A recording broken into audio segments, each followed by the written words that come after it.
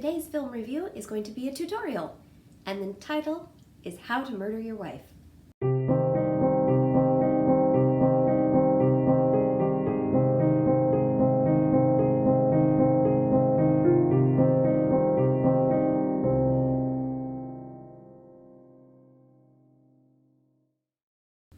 Hey there, Fiber Junkies! Welcome back to the Color Cauldron. I'm Johanna, the owner and dyer behind Potion Yarns and host of this podcast. If this is your first time viewing with us, thank you so much for giving us a try, checking us out. You came on a great week because this is my favorite segment we do on the podcast every month, Saturday Night at the Movies. Saturday Night at the Movies is a really fun episode that we do once a month. We just started it this year in 2019, so we're still gearing up for a long list of films to review, but we've already got several under our belt that I highly encourage you to go back and watch because they're a lot of fun.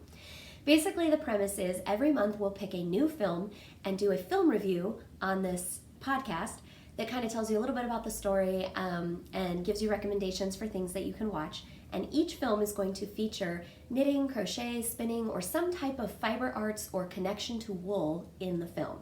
Now, sometimes this is an integral part of the plot, as in our February Saturday Night at the Movies, when we watched Mr. Lucky with Cary Grant, and we saw how learning to knit was an important part of the character development.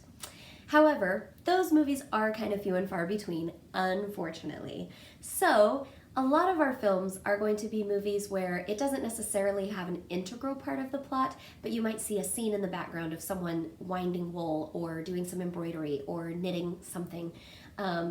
So we'd kind of try to mix it up and do more than just knitting and crochet, but do like all kinds of fiber arts, even sewing.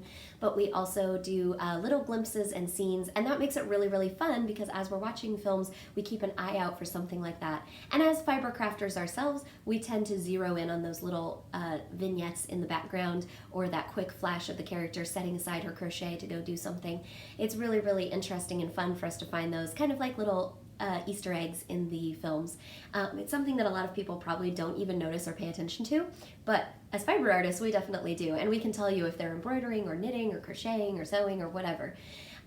So we just like to highlight those because it makes it a little bit more fun. And so far this year, we have managed to do all older films. I'm a huge old Hollywood fan and film buff. I love the movies of the 1920s to the 1960s, 70s. Particularly the 30s through the 50s is my favorite era, but I like to branch out from that from time to time. And while we will occasionally have more modern films to review on here, this year we're keeping it vintage because it coincides with our Stars of the Silver Screen yarn club that I do in my hand-dyed yarn shop, Potion Yarns. There is a link to my shop below where you can check that out. Unfortunately, because of a rushed ahead timeline this month, I am not going to be still accepting orders for this month's yarn club, even though we're doing a film that features our star. I had to close them a little bit early because I'm bumping up my schedule through the end of the year because I am expecting a baby in October, and that is going to cut into my dyeing time and podcasting time, at least when I'm in the middle of giving birth and recovering from all of that. So because of the timing of the baby's due date, we're going to bump up our fall yarn clubs, and we're going to start them a little early, end them a little early, so that I will have a nice big break in October where I don't have to worry about dyeing dyed to order options, and I will take some time off from dyeing to just get to know my new baby. So because of that, Jack Lemmon yarn clubs have already closed for the month, unfortunately, but I hope you had a chance to snag those while they were still up. And we're going to watch a film that features Jack Lemmon today for our Saturday Night at the Movies. The other fun thing about Saturday Night at the Movies that I love is we don't just do the film review. We start with the film review, and then every month there is a recommended pattern that we feature. Each of these patterns is either a vintage pattern from the era that the film was created in, or is a pattern that has some kind of connection to the film. Sometimes they're modern patterns, but they have a connection in, like, it's the style of something that the character would wear, or it's a style of something that was popular to knit at the time. More often than not, I try to find something that looks like what someone in the film would have worn or knitted or crocheted. And sometimes I'll incorporate colors from that era, like back in January when we did The Women with Rosalind Russell. We had a really cute little 1930s hat because that film was filmed in 1939. And so we had a little hat pattern from the actual era, and I particularly chose a pale, kind of like a robin's egg blue, but a little bit paler, with a bit more gray to it, which was a really popular color in the 1930s, kind of that pale rustic blue. So I really like to do that when I can, but sometimes I like to venture out and do vintage patterns with modern yarns or modern patterns with more vintage colors or something like that. So, as I mentioned, our star of the month is Jack Lemmon. He was an incredible person, and if you are not familiar with him, let me give you just a very quick rundown of who he was. He had a career that spanned over 6 decades, like many of the old Hollywood stars. He was in it for the long haul. One of my favorite things about Jack Lemmon is that he was very inspired by the work ethic of his father. His father was, I believe, a baker, and he often told young Jack when he was growing up that the day that he could not find poetry in a loaf of bread was the day he would quit and find a new job. And he never quit. He was a baker until he died. And so that was really impactful on Jack Lemmon's early life, where he saw his father doing something that he loved. And it wasn't a glamorous job that most people would look at and be like, oh my gosh, I just want to be a baker of bread. That's so glamorous. I mean, I did. When I was a kid, I desperately wanted to be a baker. I thought that would be, or a pastry chef. I thought that would be like the coolest job ever. I actually don't like baking that much, but I still have this like romantic vision of pastry chefs and bakers. I think it would be like amazing. And Great British Baking Show and all of those shows on Netflix have definitely contributed to that, I think. But in general, especially back in that time period, being a baker was kind of like blue collar, you know, working class. It wasn't something like glamorous, like a movie star or a millionaire tycoon or something like that a lot of people aspired to. But Jack Lemmon's father was very, very happy doing what he did. He loved it. He was an artist who was inspired by what he did, and he loved going to work every day. And so that attitude really rubbed off on Jack at an early age. And when he became an actor, he found something he was passionate about and loved, and that he really felt he was gifted to do and he was inspired to do. He wanted to be the best actor he could be, and he used to refer to his father's influence on his life and say that, you know, I'll give up acting when I don't find the poetry in it, or I don't find the art or the inspiration in it anymore. And he never did. He acted his whole life. And well into his elderly retirement years, when most people would have retired from the screen and just enjoyed their life, he would still come back and take roles in films and TV shows and do a lot of work. So it was definitely something he was passionate about, and I think you can definitely see that. It shines through in a lot of his work. Another thing you might not know about Jack Lemmon is he was a very talented musician, actually. He played a musician in several of his films, and he wasn't faking it. He actually knew quite a bit about music. He would perform for friends and things, and he was actually very talented. That's something that I learned while researching him for the Yarn Club this month, because every Yarn Club I choose a different star from the silver screen era, and then I pick keywords because it's a mystery club, although there is a sneak peek option if you want to get a little sneak peek ahead of time. But I encourage people to keep it a mystery if they enjoy surprises. But to give you little hints, I will give keywords about each person. So like Katharine Hepburn's keywords were things like strong, independent, kind of an early female rights activist. She wasn't really an activist, but she was very strong, and she was a really great role model for a lot of young women at being strong and independent and not necessarily needing a man to make her identity, although she had great relationships in her life and things like that. So we pick keywords that go with them. Jack Lemmon's keywords are things like easygoing, charming, zany, funny, hidden depths was another one. And I really enjoy doing the research to figure out what are the best words to associate with someone and what their personality is known for. But Jack Lemmon was a man of many, many talents. And so in addition to acting and music, in his acting career, he actually had very hidden depths, I believe, because when I think of Jack Lemmon, I tend to associate him with his large body of comedies. He was a very hilarious comedic actor. He was great in comedies. He had just that perfect kind of harried expression and that flustered kind of personality.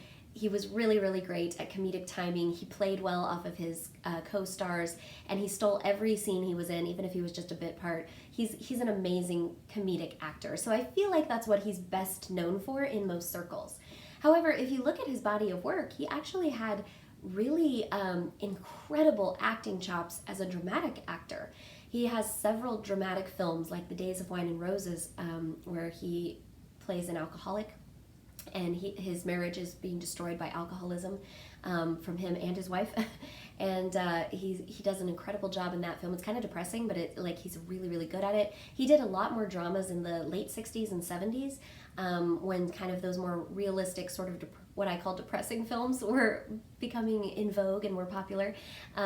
He did a lot of those, but he did that early on too. One of his best known films is The Apartment from the early 1950s, where he starred with Shirley MacLaine, she's quite young in there, and Fred MacMurray. And it's an odd mix of drama, like poignant, kind of heartrending drama, and some lighthearted, funny bits. I wouldn't call it a comedy exactly, although it's often listed as a comedy. And it definitely has very funny scenes and moments in the film, but they're not like hilarious slapstick laugh out loud kind of funny like a lot of his other comedies. They're more like poignant and touching, and there's like some funny little jokes and cute moments, but it's more of like a kind of melancholy, sad, but also heartwarming, touching kind of a story. So I love that film because it really shows his sensitivity and his depth as an actor, and that he could play this ordinary little everyman who's kind of put upon and doesn't have enough confidence to stand up for himself, and he falls in love with the girl and like really grows in his emotional maturity, and just the way he portrays his character in that film is just magic. It's film magic.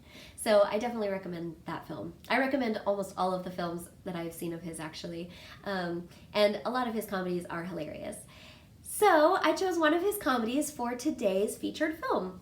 And I chose this one because it does have a scene with knitting in it, although it's not integral to the plot, it's just a quick little scene. But it's also a pretty enjoyable comedy, and it has a very ominous title, How to Murder Your Wife. So this is our film this month. As you can see, it stars Jack Lemmon and this, I believe she was a Swedish actress, Swedish or Norwegian or something, named Virna Lisi. I know she was in other films, but I honestly don't know of any other films I have seen with her in it. And I can't remember any of the titles off the top of my head, but if you look her up, I'm sure you would be able to find more of her films, although she was never like a incredibly huge popular actress in the United States, certainly not on the caliber of like Marilyn Monroe or Diana Dors or something like that. But she was a blonde bombshell in this film, and she is the co-star to Jack, and she does a really great job. And he kind of carries the film, but he has a butler sidekick played by Terry Thomas, who is the gap-toothed Englishman, and he is just hilarious in here as well. So I highly recommend checking that out. A couple caveats about this film. The first thing I have to say is this is by far not Jack Lemmon's best work. There are a lot of other films like The Apartment, Good Neighbor Sam, The Great Race. Some of his other films are just much better examples of his comedic acting. Some Like It Hot is one of my absolute favorites, where he cross-dresses as a woman to escape capture and murder by the mob after he witnesses them bumping off one of their colleagues. So he has to go undercover and hide from the mafia, and he dresses up as a woman jazz musician with Tony Curtis, and they meet Marilyn Monroe, and it's hilarious. I highly recommend those films. Those are better films, but I was having trouble finding fiber art scenes in them. And although if you can remember one of those scenes that I'm missing, please let me know so that we can review that on the podcast as well, because those are great films. However, this is still an enjoyable comedy. It's just not one of his best works. And one of the things that I wanted to say about this is I don't love this film.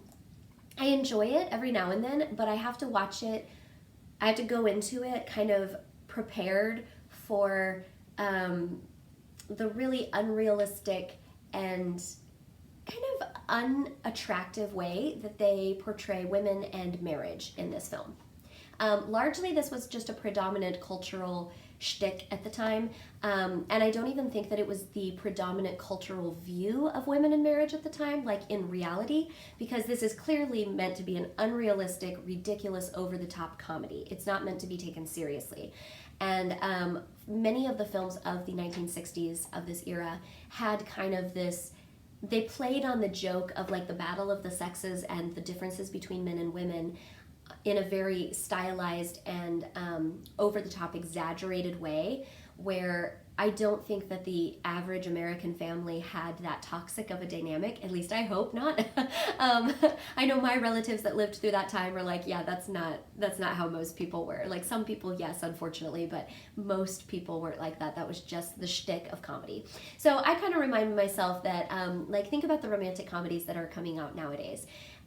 Most of the ones I've seen recently, like with Jennifer Aniston and some of those popular actresses, they're funny, but they like exaggerate and they play up and they play to cultural buzzwords and themes, and they go over the top and exaggerate a lot of their jokes and their the way that people like. Nobody really lives or talks like that or dates like that or whatever, like, or very few people actually do, right? Like we don't have a life that looks just like what's portrayed in our comedies. And the same thing was true of old movies too. I think a lot of times we forget that when we look back at older films and we're like, oh, this is how it was in 1965. Everyone had a toxic marriage just like this and believed like these people. Nope, not at all. It was a comedy. It was supposed to make you laugh. It was supposed to be ridiculous, and it was supposed to be over the top. However, that said, it just has kind of like a negative view where the women are always like nagging, kind of annoying, frustrating wives, but they're pretty and they're good for sex, so we keep them around, kind of a thing.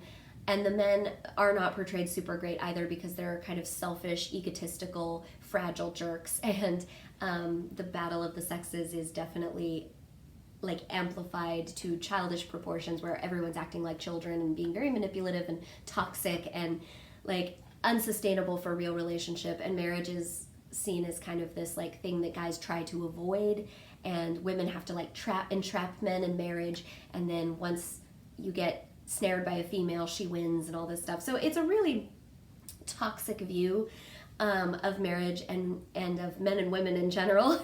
And so I do not recommend that you take it seriously at all. I recommend you just go into it with the idea that, okay, this was a shtick, it was over the top, it was not meant to be taken seriously, and it can still be a funny, enjoyable film, but it's obviously not one of his best. So now that I've made it sound totally unfun and not at all great, let's talk about what is actually enjoyable about this film.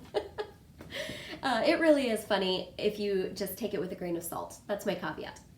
So first off, the plot is kind of unique and hilarious. So Jack Lemmon plays this cartoonist. His job is drawing cartoons for the newspaper, and his hero is Bash Brannigan, who is a secret agent, and he runs around and gets all the girls, kind of like James Bond, but in a cartoon version, right? So he's always doing these daring hijinks. And there's kind of a little edge to Jack Lemmon's cartoons that makes his guys stand out from the pack, that his audiences know, that kind of like bumps him to the top of the field, which is that he never puts anything into the cartoon that he hasn't already tried out in real life. Now, usually he's faking it. Obviously, he's not really going around like shooting bad guys and solving murders and things like that, but he reenacts all of the action scenes from his cartoon. So in the opening sequence of the film, we have him going to reenact a heist. There's some like jewel that he's trying to recover from the bad guys, whoever those are, and so he's literally running around buildings in downtown New York, and he's like shooting at bad guys and sweeping the girl off her feet and kissing her and finding the diamond and all of this stuff. And while he's running around pretend shooting his volunteer henchmen that are like acting as the bad guys, they're shooting each other with blanks and pretending to run around and do all this stuff. And his butler is coming around taking pictures and recording all of the action so that he can draw it into the cartoon later. So that's kind of his shtick, and the thing that sets him apart is he acts out everything that he does in the cartoon. So he's a bachelor in the beginning with his butler, his very funny woman-hating butler, and they're quite happy in their life because he has plenty of girlfriends that come to the apartment, but none of them last very long. He doesn't have any solid relationships. He's basically just bringing girls home for the night. And during the day, he goes out and does these shenanigans and then draws his cartoon. He's got a nice, posh, upper crust apartment. He's got a nice life. He has a gentleman's club he works out at and relaxes in. He's got the butler. He's got his guy friends. He's got pretty much the life. He's determined not to get married. There's a scene where he's talking about one of his friends who's about to get married, and he and the butler are commiserating, oh, the poor fellow, oh, poor soul, his last dinner at his bachelor party and all this. So it's kind of already setting up, like, clearly this guy has no intention of getting married. He's just kind of a male gigolo, except in reverse. He's paying for his own self and everything. He's not living off of the women that he seduces, but he's a playboy. He has no intention of any serious relationship. So he goes to this bachelor dinner for a friend who's getting married, and at the dinner, the bride-to-be calls the groom-to-be and calls off the wedding, decides she's not going to get married. So the rather morose, somber bachelor dinner, as like a final send-off for a good fellow going down into marriage, turns into this loud, uproarious, drunken party where all the men are celebrating their single life and how great it is. And they get incredibly drunk, and then they bring in a big, huge cake, out of which pops a stripper. And that is Virna Lisi. So a beautiful blonde pops out of the cake, and Jack Lemmon, in his very intoxicated state, makes eye contact, falls for her, and the next thing we know, he wakes up next to her married the next morning. They've run off and gotten married, and he doesn't know anything about her except she popped out of a cake, and he's like, okay, this is clearly a mistake. I'll just get an annulment, right? That was just a drunken mistake. It shouldn't have happened. We can get it annulled. And so he goes to talk to her about getting the annulment and finds out she doesn't speak a word of English, except one word. She understands when he's talking to his butler and his lawyer friend, and he's saying, I need to get a divorce. She understands that and is very clearly not okay with it. So she tells him she's not going to get a divorce. She's Italian, and she's speaking in rapid Italian, but she manages to convince him she is not okay with a divorce. She's staying with him. She's going to be a great little wife, all this stuff. So she's clearly into it, and he's definitely not. So then starts his issue of how he's going to get rid of his wife. And his butler cannot stand working for married couples, doesn't like women, so he packs up and gives his notice and is like, that's it, I'm going to go work for another bachelor. I can't work for a married couple. So he's losing his butler, he's losing his lifestyle, he's losing his peace and quiet, all of these things, and he has a new wife who barely speaks English. So that's kind of the premise going into it, and then through a series of hijinks, she starts civilizing him and feeding him these big, huge, hearty Italian home-cooked meals because she's an awesome cook.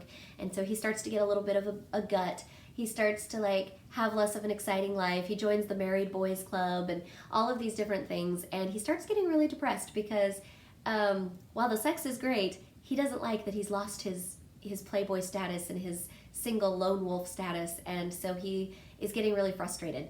In the meantime, he has been writing his comic strip to reflect his real actual life. So in the comic strip, after he gets married, he has his character, Bash Brannigan, get married as well. And then the comic strip slowly morphs as his wife takes over more of his life into reflecting more of what's going on in his life, which is now kind of boring married stuff. So it turns into, it's still a comedy comic strip, but it turns into the funny stuff is found in the battle of the sexes and the funny little domestic traumas that they go through and all these different things, and his wife becomes an integral part of the comic strip. And while it's going well and it becomes really, really popular, in fact he's doing better technically than when it was a secret agent spy thriller comic strip, he doesn't like that his character has become this kind of sedate, tamed, boring, middle-aged married man. So he tells the butler, who he's still seeing, even though he doesn't work for him, he tells the butler that he's decided he's going to have to kill off the wife in the comic strip. So he needs to kill her off so Bash Brannigan can get back to being a secret agent and doing all the things he did before, because he's tired of writing this boring married comic strip. So then an interesting conundrum sets in, as there's some confusion as to whether when he kills off the wife in the comic strip, did he really kill her off in real life? Because he acts out everything that he does before he puts it in the comic strip, and his wife mysteriously disappears around the same time that the comic strip comes out where he kills her off. So then he's in trouble because people are starting to think he killed his wife in real life. Or is it just the comic strip? I won't give away what happens or the rest of it. That is honestly the majority of the movie, so I won't give away the ending and the exciting parts. And there's a lot of funny little scenes in there as well.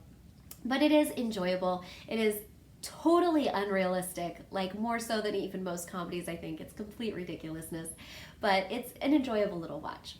So where's our knitting scene? The knitting scene comes right at the beginning of the film, which is awesome. In the very opening sequence, as I mentioned, Jack Lemmon's character is going out to film the action scene that he's going to write into his comic strip where he's recovering this stolen diamond. So he's running around shooting at bad guys and all this stuff. So we see him and his butler driving their little car around, and they stop at a couple different street corners to pick up various and sundry characters who jump into the car, and then they drive off to their next set. And these are basically all the actors that he has helping him act out this scene. So there's some scenes where he's just running around stairwells in New York with chasing these bad guys, and then there's some scenes with the girl that he's kissing at the end who has the diamond in her navel, which is hilarious. And there's one scene where the girl's sitting in the car because she's not needed in this shot, and the guys are running around shooting each other, and she's just sitting there calmly while they're running around shooting, and she's just knitting. And we can't really tell what she's knitting. It looks to me like kind of a square or start of a rectangle. It could be a scarf or possibly a sweater back. I'm not really sure. It's not very big yet though. But she's like patiently and calmly knitting, just ignoring the blanks being fired off to the side and all the guys running around like crazy people. So it's very, very brief, but it made me really happy to find it. And I was like, oh, hey, look, she's knitting. That's exactly what I would be doing. Killing time when you're offset, not needed as the actress who's not in this scene. You sit off to the side and you knit. So that's our knitting scene. It has nothing to do with the plot necessarily in and of itself, but it is just a cute little fun vignette, and it's right in the opening couple scenes of the movie, so it doesn't take that long to find it.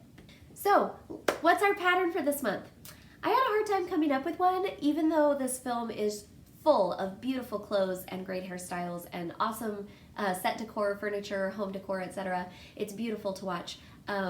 But I had a harder time picking out a knitting pattern, and this one that I finally chose is not one that I have knit yet, and I'm not sure if I'm going to knit it, but it's not because I don't like it, it's just because I have so many other things on my list, but I do really like how cute it is. But I chose this particular pattern because to me it looked like something that the main character, Virna Lisi's little Swedish character, would wear in the film. Although the photo that I have from it is a vintage pattern, but it is actually an older vintage pattern from the like 1950s era. But to me it looks more 60s anyways, and I feel like the character would actually wear it. So that's why I chose this particular pattern, and that is this cute little fuzzy crop top. So this is from the book Vintage Hollywood Knits, which I'm planning to do a review of soon. I haven't done it yet, but I'm planning to do a review of this book soon so that you can see more of the patterns and kind of get my take on it. But in this book, which you can get on KnitPicks and I think on Amazon, and you can find it pretty readily and easily, each of the patterns is a vintage style pattern, and it's inspired by a real life photograph of vintage Hollywood stars who are wearing hand knits. A lot of times these are publicity photos or things like offset. It's not necessarily from movies, although a couple of them are from a film. And they're all black and white photos. You don't get a lot of photos of the actual garment, which is my biggest complaint with this book.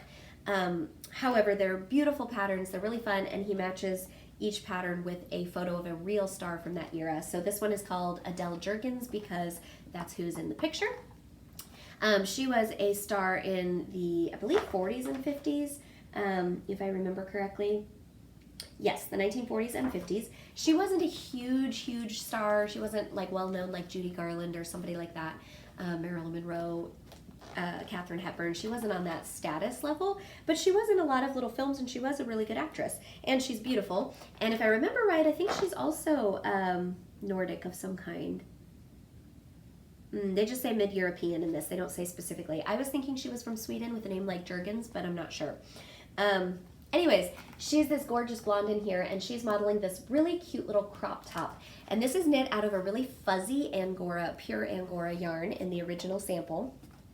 However, you could make, this is a pretty simple little stockinette, and they used a very highly textured, almost like a faux fur kind of a yarn, which is why it's so like cute and 60s looking to me. So in its original incarnation, I feel like it's something that the Virna Lisi character from our film would have worn in 1965. Very cute and very like flirty and showing a little bit of skin, kind of being a little bit more risque, but not crazy. However, you could knit this same pattern with a non-textured yarn, just like a smooth worsted or DK, I believe, would probably do it, although you need to check your gauge. And you could have a totally different kind of a look, but using the same pattern, it would still be like cropped and have those cute little like set in kind of puffed sleeves, but just in a smoother yarn, which would show off really great like variegated yarns or speckles or something like that, and would be a little bit less puffy if you're worried about all that extra volume. I know some people don't like to have a lot of volume around their shoulders and chest area, so if that's you and you're like, that is a little much for me, that's a little out there for me, you still might consider this pattern, but in a smooth yarn, so that you wouldn't have to worry about that fluffy texture. Also, I don't know how she's wearing this, because she's wearing it with these high-waisted shorts and it looks like she's outdoors like in a summery kind of vignette, and yet this thing is like a faux fur, or it's real fur, it's Angora. It's like a furry, fuzzy crop top, and I feel like that would be hotter than blazes in the summer, so I don't know where she's wearing this. It doesn't seem like a great outfit to me. However, I could see this being really cute over a little dress, or with another skirt in like cooler weather, or maybe at night in the summer it might be cute with shorts or capris. I can see it looking really cute with a lot of different things. So that is the pattern that I chose. As I said, I have not knit this, so I cannot give you any feedback on the actual pattern, like if it has any errors or is difficult or easy or anything like that. It looks fairly simple, and it looks to me like it is knit in pieces and sewn up, but it looks like it's mostly just the, well, no, you do have some side seams too. It is knit in pieces and sewn up like most of the vintage patterns that we look at, because knitting in the round is a relatively modern invention. It was around in the 1950s. Get it? Around? Knitting in the round was around. Sorry, that was an unintentional pun, but I could not let it go. It was around in the 1950s, but it was still relatively new, and it wasn't really used extensively until after the 60s, I believe. So most of our vintage patterns are going to be knit in pieces and sewn up. However, you can adapt patterns if you are comfortable doing that, and there are a lot of tutorials and books and resources out there on the internet that can help you if you need a little bit of help converting a pattern from being knit in pieces to in the round. But yeah, I thought that was kind of a fun, flirty little pattern. You could make it in the summer since it's a crop top and short sleeves, or you can wear it in the winter over like a longer sleeve dress or a longer sleeve top or something if you just want to layer and make it cutesy. So that is our choice for today. I hope you guys will enjoy that. If you decide to make this pattern, please let me know, and feel free to jump on my Instagram or Facebook or send me an email and share some photos of your work, because I would love to see this top knit up in a variety of yarns. I'd love to see what people are choosing to do that with. It is knit in Angora, which was at the time in the 50s and 60s was a very common fur yarn or wool yarn that was made from Angora rabbits. A lot of people really loved those little Angora sweaters for the like 50s sweater girl look. So it was pretty popular, although I've never seen one quite that fuzzy. That one really looks like those faux fur yarns that are kind of popular now. So you could also substitute like a faux fur if you prefer to use non-animal hair or something like that, or you could use, like I said, a smooth wool yarn or another kind of texture. It would be really cool in like textured paper yarns or crinkle yarns or something like that. So I'd be really interested to see if you do knit this, what yarn you choose and how it comes out for you and what you style it with and things like that. So feel free to let me know. I hope you guys have a great rest of your day, but it is now time to cast off. Love you.